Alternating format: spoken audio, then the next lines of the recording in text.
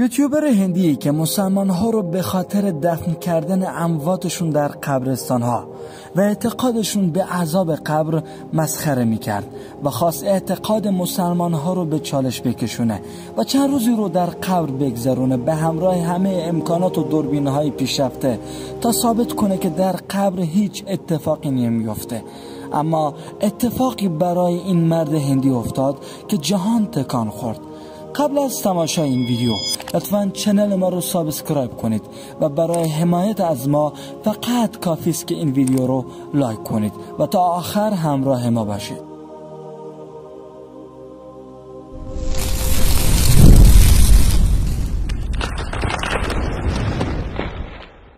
یوتیوبر هندی که چند روز قبل خواست چالش رو انجام دهد و اون چالش این بود که به مدت 48 ساعت وارد قبر شود و در آنجا برقصد و خوش بگذراند تا مسلمانان و طریقه دفن کردن امواتشون رو مسخره کند و اعتقاد آنها رو به چالش بکشونه. او تصمیم گرفت که این چالش رو عملی کند، اما به مدت 24 ساعت.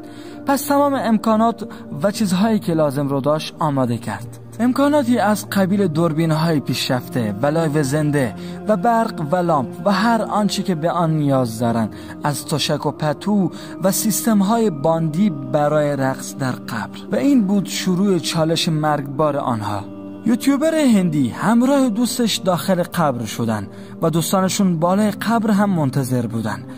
آنها فرجه‌ای به اندازه لوله‌ای رو باز گذاشتن تا بتوانند در قبر نفس بکشن و هر چیزی که به آن نیاز دارن از طریق آن مجرا و فرجه برایشان تهیه شود. پس از بسته شدن قبر و ریخته شدن خاک، یوتیوبر هندی چالش خود رو آغاز کرد. او به رقصیدن در داخل قبر شروع کرد و آهنگ گوش میداد و لایو زنده گذاشت و تمام دنیا هم او را از طریق این لایو میدیدند.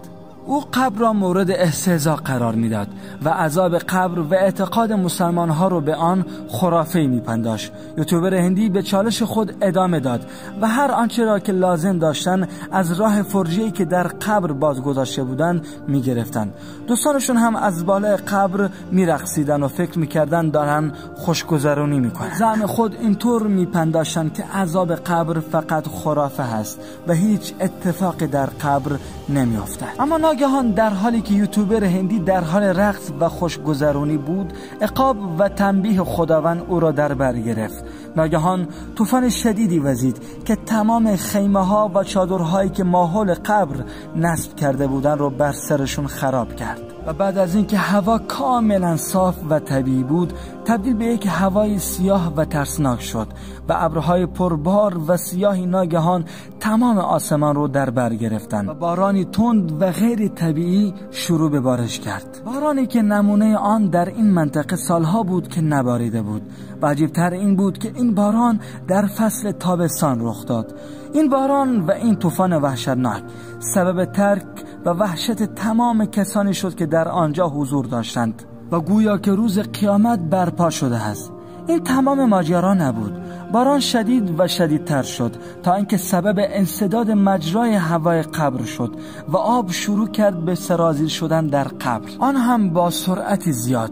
به احتمال این میرفت که قبر از آب پر شود یا هم به دلیل مجهز بودن قبر به برق سبب برق گرفتگی یوتیوبر شود. تلاش ها برای باز کردن قبر شروع شد، اما هر دفعه به سبب باران شدید و طوفان شدید با شکست مواجه می شد.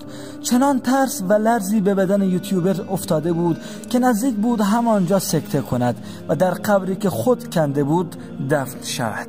و بعد از ساعتها تلاش هر دو شخص از قبر بیرون آورده شدند و به بیمارستان منتقل شدند، آن هم بر روی ویلچر، چون از ترس و لرزی که به بدنشان افتاده بود توان راه رفتن نداشتند.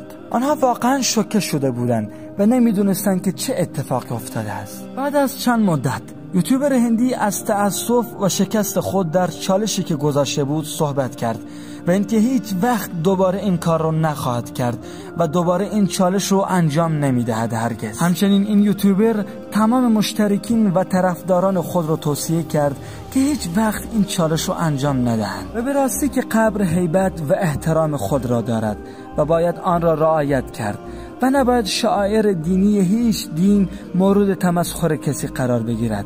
این تجربه است که این یوتیوبر هندی که قبر را فقط یک شوخی میدونست کسب کرد. این ویدیو آنچنان بازتاب جهانی داشت که نزدیک به 6 میلیون بازدید خورد. اما خیلی کم هستند آنهایی که عبرت بگیرند.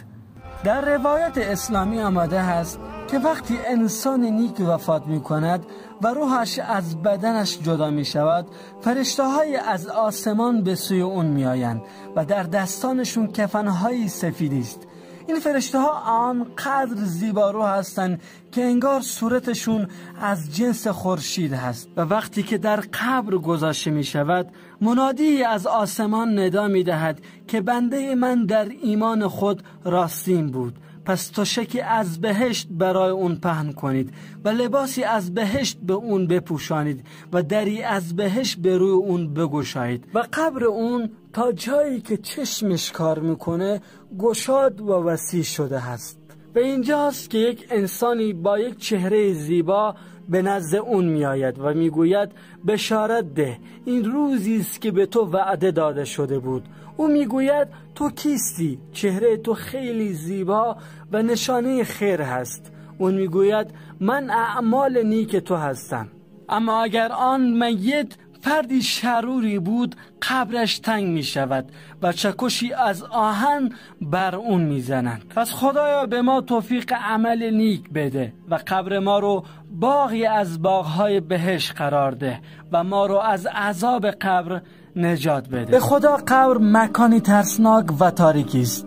پس ای بندگان خدا، عمل صالح انجام دهید تا خدا قبرهای شما رو روشن کند و شما رو از ترس قبر در امان نگه دارد و در درون قبر به شما تبریک بگوید. در روایت اسلامی وارد شده است که قبر انسان یا باغی از باغهای بهشت خواهد بود یا حفره‌ای از حفره‌های جهنم. پس ای دوستان، عمل نیک انجام دهید تا خداوند قبرهای شما رو باغی از باغهای بهشت قرار دهد.